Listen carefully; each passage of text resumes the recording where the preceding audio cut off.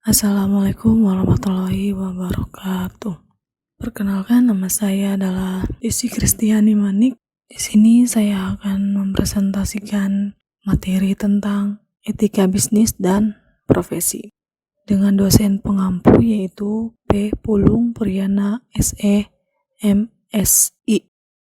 Pertama sekali kita akan mengetahui apa itu etika. Etika berasal dari bahasa Yunani yaitu ethos yang memiliki arti kebiasaan. Etika sendiri merupakan suatu pedoman sikap dan tingkah laku manusia dalam bertindak yang berkaitan dengan norma-norma atau dinamakan doing the right things. Menurut Prihanto, etika adalah ajaran tentang adat kebiasaan yang berkenaan dengan kebiasaan baik atau buruk yang diterima mengenai sikap dan perbuatan. Etika juga dapat dikatakan sebagai kajian moralitas. Moral adalah suatu tindakan dengan ukuran tindakan yang umum diterima oleh kesatuan sosial ataupun lingkungan menurut pendapat Prihanto. Dan sedangkan menurut pendapat Chaplin, moral itu mengacu pada akhlak yang sesuai dengan peraturan sosial atau yang menyangkut hukum atau ada kebiasaan yang mengatur tingkah laku. Meskipun etika berkaitan dengan moralitas, namun terdapat perbedaan di antaranya yaitu moralitas dipakai untuk perbuatan yang sedang dinilai, tetapi sedangkan etika dipakai untuk pengkajian sistem nilai-nilai yang ada. Pedoman moral mencakup norma-norma yang kita miliki mengenai jenis-jenis tindakan yang kita yakini benar atau salah secara moral. Dari manakah standar atau pedoman moral berasal? Biasanya standar moral pertama kali terserap ketika masih menjadi kanak-kanak dari keluarga, teman, dan beragam pengaruh kemasyarakatan. Kemudian ketika dewasa, pengalaman, pembelajaran, serta perkembangan intelektual akan mengarahkan individu untuk meninjau ulang standar-standar tersebut. Ada 3 perkembangan moral dalam tahapan perkembangan. Yang pertama yaitu tahap prakonvensional.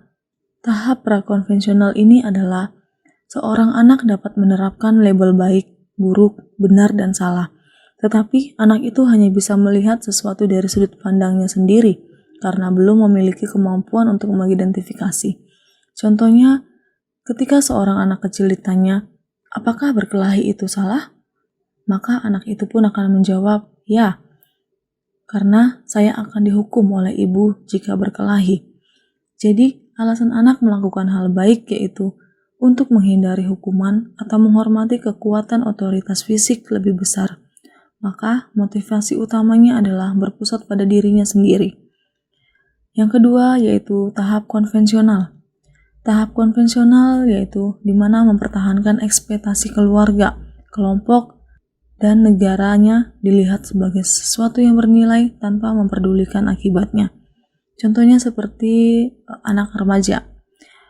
Dalam tahap konvensional ini, anak remaja dapat melihat situasi dari sudut pandang orang lain, tetapi perspektif yang diambilnya merupakan pandangan umum orang-orang yang termasuk kelompok sosialnya.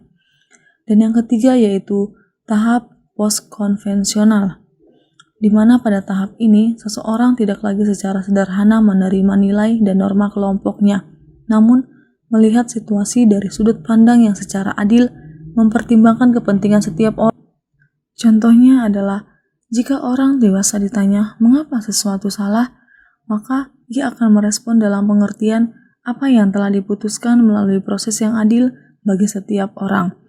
Ia mempertanyakan hukum dan nilai yang diadopsi oleh masyarakat, kemudian mendefinisikan kembali dalam pengertian prinsip moral yang dipilih sendiri yang dapat dijustifikasi secara moral. Jadi, dapat kita simpulkan bahwa etika bisnis itu merupakan studi standar formal dan bagaimana standar itu diterapkan sistem bisnis dan organisasi serta dapat diterapkan kepada orang-orang yang ada di dalam organisasi. Mengapa etika penting? Etika penting yaitu karena satu, etika itu bersifat universal. Kedua, etika bersifat pedoman dalam bertindak dan berperilaku. Ketiga, sebagai sarana dalam pengendalian diri.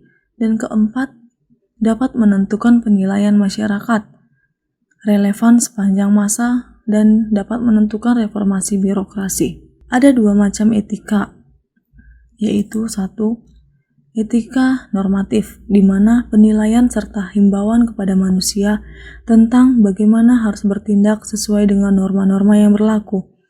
Dan yang kedua yaitu etika deskriptif, di mana nilai dan pola perilaku manusia terkait dengan situasi dan realitas yang memudaya dalam kehidupan masyarakat.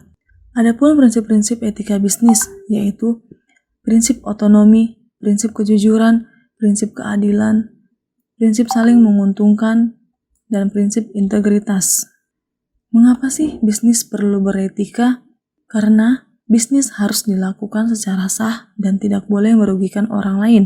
Kedua, bisnis itu harus bersinggungan dengan banyak pihak. Dan yang ketiga yaitu mencegah benturan kepentingan. Banyaknya jenis pekerjaan yang ada di sekeliling membawa konsekuensi dan risiko tersendiri atas pekerjaan tersebut. Apa manfaat etika bisnis? Manfaatnya itu yaitu satu, di mana kredibilitas perusahaan meningkat.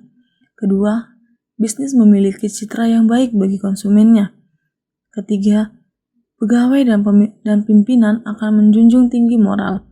Etika profesi suatu pedoman sikap, tingkah laku, serta perbuatan di dalam melaksanakan tanggung jawab profesionalnya.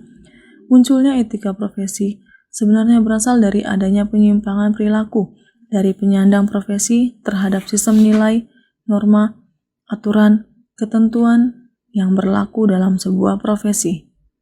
Sekian presentasi dari saya, kurang lebihnya saya minta maaf. Wassalamualaikum warahmatullahi wabarakatuh.